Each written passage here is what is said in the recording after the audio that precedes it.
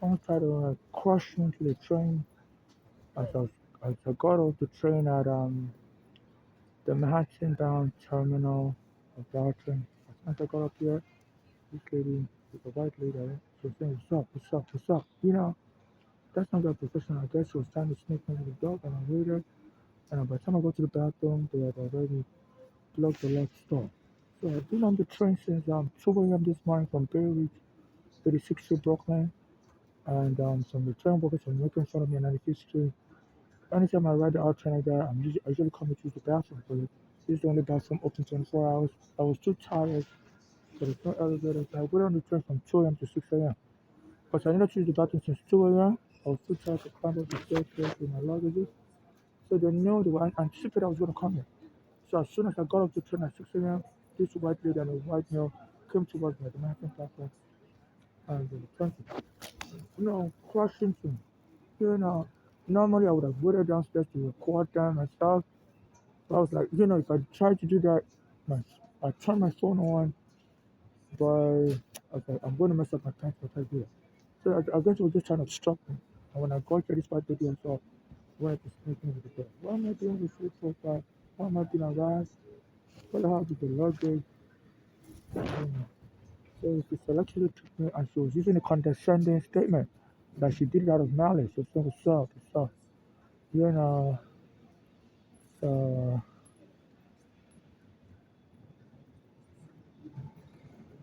you know, so dog sniff. She does dog sniff a Spanish guy also who has just attacked her.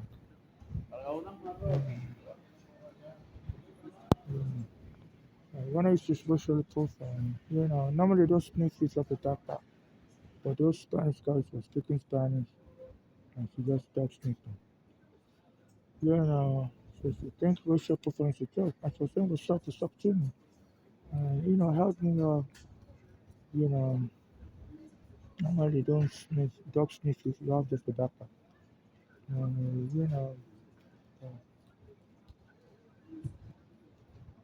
Uh, that's very interesting. There are people that are pro-American, she doesn't dog sniff them. So they know me in this place, they always menace me, they know I'm African, I always talk like police support. So the police camera will pick it up. Downstairs also, when they try to push me to the train, as soon as I got off the train, I was trying to come here, hurry up, come here, to got a narrow way between the train and the staircase. And I tried to cross me, white lady and a white man. I was saying, please stop, so you can't cross me. So that's terrorism. So I guess they were just trying to make me upset because to get in an altercation with me to delay me further downstairs so I could mess up my plans. So they're terrorizing me, and this is terrorism on the subway. A black man that came with a gun into the subway didn't kill anybody, was shooting at people. It's not serving life in prison. So there's a gang that wants to sexually racket me, you know, like a sex trafficking gang. In which I've been trying to apply for food stamp, and a lady came and blocked my way as I was trying to scan my document. And the workers at the Department of Social Services were trying to say, can we help you because you're blocking the scanner? I was just like, I don't want to try talking to them. They were both foreigners. It was like a Jamaican male and a Nigerian lady. They were both talking to the Spanish woman, like a Puerto Rican woman, who was blocking me from using the scanner. And until a black American male talked to this Puerto Rican lady and that was when she agreed to leave the scanner. The black American police was like speaking to her and promising to do whatever she wants. It was so ridiculous. And I said, it's you that I like to talk to, don't like all this stuff talking to me. And she was kind of xenophobic in her approach and in her statement. So this was going on. They were rushing like crazy. So but since 14 years ago, my mother applied, took me to the welfare office to apply for food stamp. They did, stuff. They didn't approve me, even though I have a green card.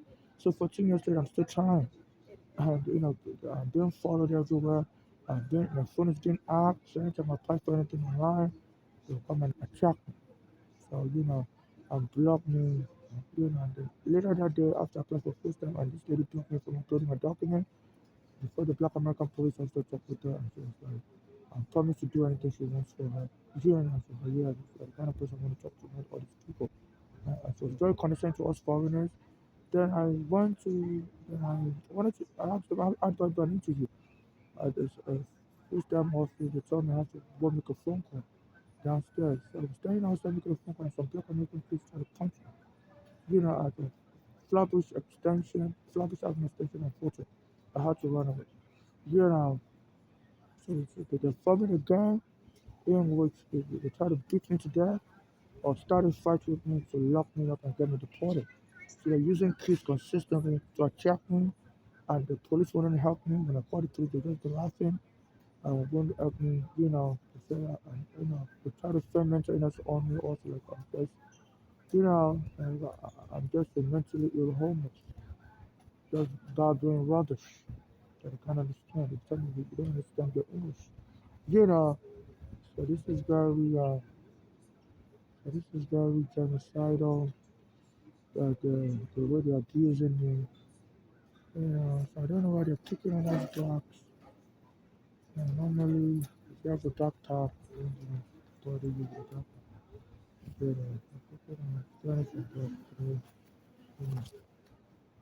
way she said, what's up to me, And earlier I was making a public statement around 12 a.m.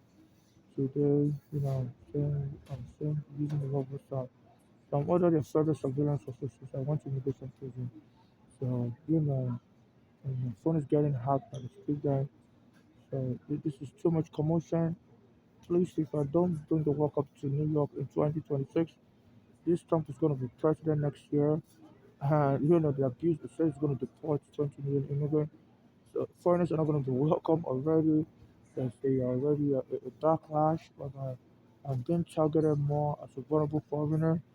So I guess all immigrants will be targeted by 2026. So please, if I don't bring the work up here, human rights is abysmal. My mother was killed there. Our daughter's still mental illness when I got a kid. Those girls are the problematic. They beat up the white family they were staying with. The white family were out of control. And they beat up the white family and they had to put them in prison in Pennsylvania. And my mother said were out of control towards her. And they got my mother locked up in the cycle. She's having a heart attack. I dressed in a Bologna floor. They also locked me up in the cycle, tried to put me with a car in Pennsylvania and lied to this uh, hospital, psychiatric hospital, Mercy Hospital, lied to them that was crazy and the hospital should keep me there forever. Even though I had a court case, immigration court case, I had to attend it. I told the hospital I didn't have any immigration court case. I had to call my lawyer in New York to call the hospital to confirm it. And the hospital, the Mercy Hospital didn't lock the doors up. So having a medicator and locked up and claiming I don't have immigration court case, I had a court going to attend in New York. My mother lured me to I was kidnapped. She lured me because we were homeless. We were in the town. My mother didn't want to pay for a child bill anymore. So she told me to follow her to Pennsylvania quickly from Manhattan. That she had something to do there and she would come back the same day. And when we got there, I was trying to come back with her and the daughter hit me with a car floor and the other daughter blatantly called the police on me and was going crazy and attacking me. And I locked me up in the cycle. Even I told the police I have an immigration case, I'm trying to return to New York and they hit me with a car. The police couldn't help me. As a foreigner, our daughters were born here in America, so they speak American English, and they locked me up in a psych ward for many days and were medicating me. And I had to call my lawyer in New York because they lied to the hospital. I didn't have an immigration case. They shouldn't release me ever. You know, and this was in 2001. And 14 years later, my mother said our daughter was poisoned her with antafluid, car antafluid fluid. And my mother started having a heart attack because we were homeless again. So my mother went to stay with the daughter, Dolani. That Dolani was giving her car antifreeze fluid in food, something like poison. Because my mother was started having pain all over her head, her chest. And so she started to come to get the girl to come to us. She got the girl bus to come to New York to go to the hospital. And when she got here, she was starting to feel better. Then the daughter came all the way from Pittsburgh, with Dolani and Flora, and told the hospital to lock her up in the psych ward here. They just want power over my mother because they heard I was filing a lawsuit that the police illegally evicted us. So they knew my mother would get some money from that lawsuit. So they wanted to put my mother under their guardianship so that the money would come to them. And also my mother said they were also talking to somebody that was into insurance for life insurance for I don't know whether they carried out the life insurance policy for before killing my mother. But my mother said, they were monitoring my case My court case against the NYPD, in which Arizona was helping me with the court papers and the papers and taken to death. Here I was, I said, my mother said, our daughters in Pennsylvania, Bologna, were monitoring the case online and were very jealous. And, they were very jealous of me. They think I was going to get a lot of money and they wanted to keep some of the money, do whatever it is. So that's why they told the hospital to lock my mother up in the psych ward. And, because my mother told the hospital she doesn't want to do a surgery now. The living condition is very poor. She was having stress living with the daughters, and she doesn't want to leave the daughters in Pennsylvania. And she would rather travel to Nigeria to pray and do the surgery in Israel, you know, and the doctor said if you lock up inside. My mother was out to work and she passed the mental health check. The doctor was just trying to use provocation to get my mother killed. Because my mother said that the doctor were also sending gifts to somebody in Nigeria that was trying to kill my mother. So he said they were using the USPS. So the USPS has a computer, the United States Postal Service, they have a computer over the way, whatever you're sending, and you enter your zip code, enter the address where you're sending to arrive at the postal rate that you pay for. So please, the United States Postal Service computer should be subpoenaed for 2014 and 2015. But my mother was like, I just was sending gifts to somebody in Nigeria that wanted to kill my mother. Me and my mother testified against this person. Around 2001 at the immigration court here, 26 for the plaza. So for 15 years later, my mother said they were still sending gifts to this person. I thought it was one for. So they were very adversarial. And like the Jordan Neely that was killed by a white guy called an attorney and the broken Manhattan DA as a drug charge the white guy that killed Jordan Neely, a black American homeless. They charged the white guy with, I think, negligent homicide.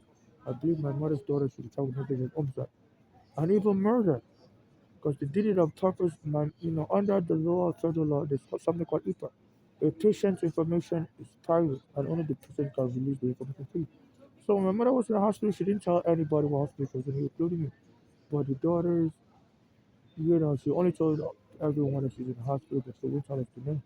But the daughters went behind her back to find out the name of the hospital. The daughters told me they were calling every hospital in New York, and that's how one gave them the location. And my mother was in Bellevue Hospital, which is a violation of Utah law. Because my mother knew if the daughters knew what hospital she was in, they were going to come there to cause a commotion. That's why she didn't go to the hospital in Pennsylvania. And the daughters outsmarted her by violating Utah, and they went and caused commotion to the hospital to lock my mother up in the psych ward. And they said the stress became too much for my mother. She was forcing her to the psych ward involuntarily against her will. They said she succumbed to either a heart attack or had stroke. Even the hospital don't know what killed her exactly. And the doctors said they don't want an autopsy because the autopsy will reveal if she was being poisoned, the car interface poison. And I told the hospital I want an autopsy. They said the daughter said no, so they have to listen to the daughter, which is kind of weird. I went to the medical examiner's office and so they told me they have to listen to the daughter, which is kind of weird. I told them it's a suspicious death and I wanted an autopsy.